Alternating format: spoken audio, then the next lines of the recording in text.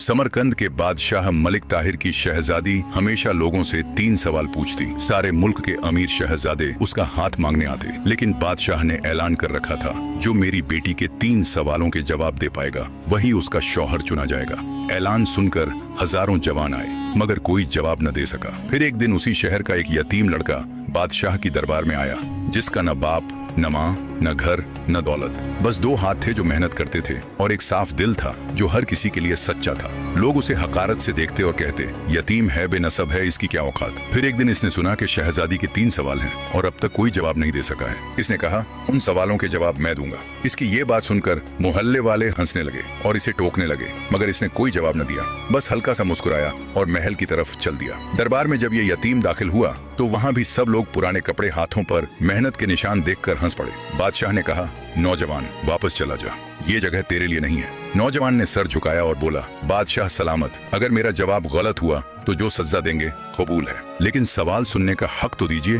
बादशाह ने इशारा किया। शहजादी बोली, पहला सवाल, दुनिया में सबसे बड़ा बादशाह कौन है? अमीरों ने जवाब दिया था, सिकंदर, कैसर, नादिर शाह। लेकिन इसने एक लम्हा रुक कर कहा, वो जो अपने नफ्स को जीत ले, क्योंकि जिसने खुद को फतह कर लिया दुनिया की कोई ताकत उसे नहीं हरा सकती।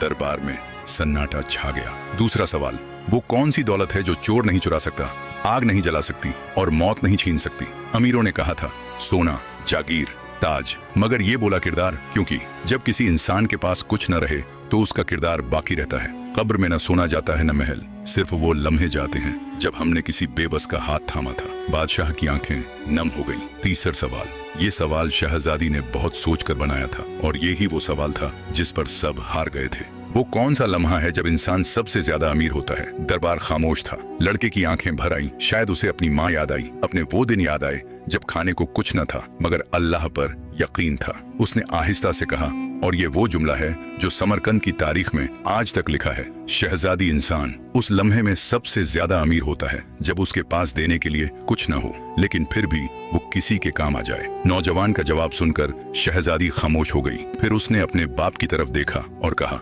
अब्बू, मैंने 3 साल लोगों से ये सवाल पूछे मगर जवाब कोई नहीं दे सका। आज पहली बार किसी ने वो जवाब दिए जो मेरे दिल में थे। ये नौजवान यतीम है, गरीब है, लेकिन इसके पास वो दौलत है जो आपके दरबार के किसी अमीर के पास नहीं। बादशाह उठा, नौजवान को ताज पहनाया और कहा, मैंने सारी जिंदगी नसब और दौलत को इज्जत दी। आज पहली बार किसी ने मुझे सिखाया कि असली इज्जत कहाँ होती है। मेरी बेटी तेरी है सबक। असली अमीर वो नहीं जिसके पास दुनियावी खजाने हों, बल्कि असली अमीर वो होता है जिसका अखलाक अच्छा हो।